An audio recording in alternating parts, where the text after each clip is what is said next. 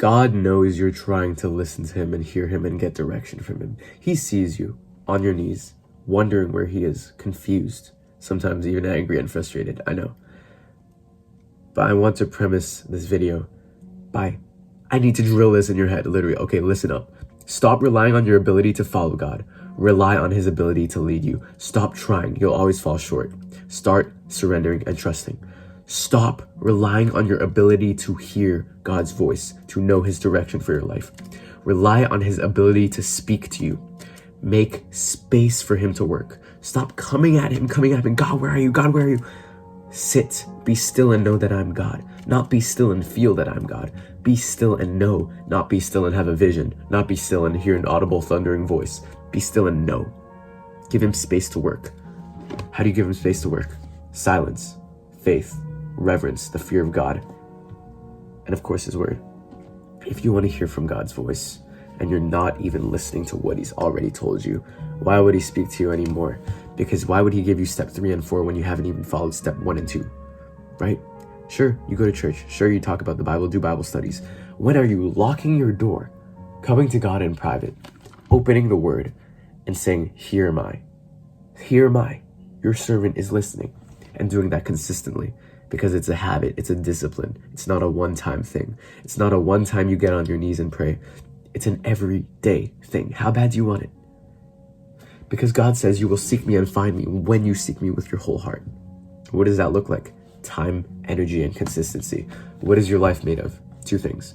Time and energy. God will see how much time and energy you're really putting into this and why you're seeking him. Are you seeking him for an answer, or are you seeking him for who he is? Because I know you want answers. I know you want clarity. I know you want direction. God has all those things. So instead of seeking those things, why not seek first the kingdom? Why not seek him first? Don't seek the one who don't seek the answer. Okay, you're seeking the answer. Seek the one who has the answer and trust in him, because you know that he has the answer. So if he's not giving it to you, okay, then what is he telling you?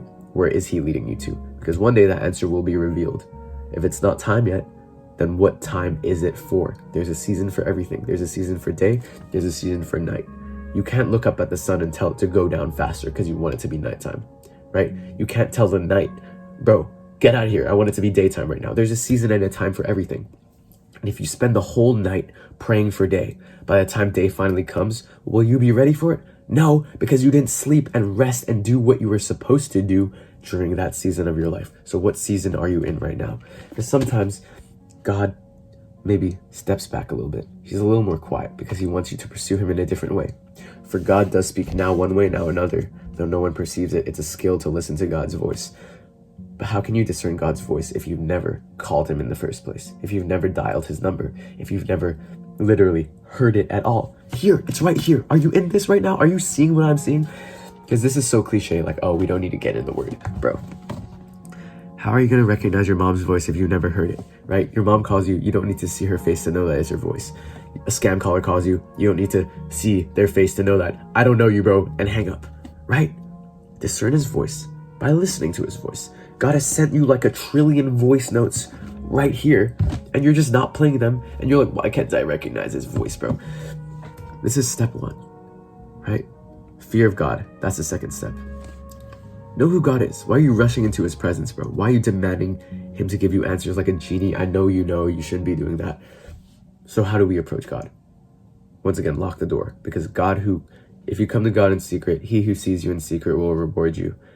And it's intimacy, right? It's a relationship. You develop a relationship with someone, you spend time alone with them. Time is the key. You don't get it instantly. Just because he's God doesn't mean he gives it to you on a silver platter and you just get, wow, I can see visions and hear his voice now. What? Dude, no. Okay. The fear of God begins with knowing who he is. And the trick is that you can't ever know, but you can begin to even just play your mind. Wow. Okay, so he made all the planets. Wow. Okay, so he made all the stars. Wow. He formed the foundations of the earth. Wow. He's not bound by time. Slowly, you take your mind through these things. You start to remember even a glimpse is enough of who he is. Keep that as the backdrop in your heart. And then faith. God says, you will seek me and find me when you seek me with your whole heart. Not that you will seek me and maybe find me. Not that you will seek me and might, if you roll a dice, flip a coin and it's heads, you'll find me. No, you will find me. But you have to believe that. because it's by faith that all of these things will happen, right? We're saved by grace through faith. We're not saved by grace through a vision, or grace through hearing his voice and then believing, or grace through knowing. It's grace through faith. So have faith, because how can God act through someone who's testing him? Someone who's like, okay, God, if you're real, show me right now.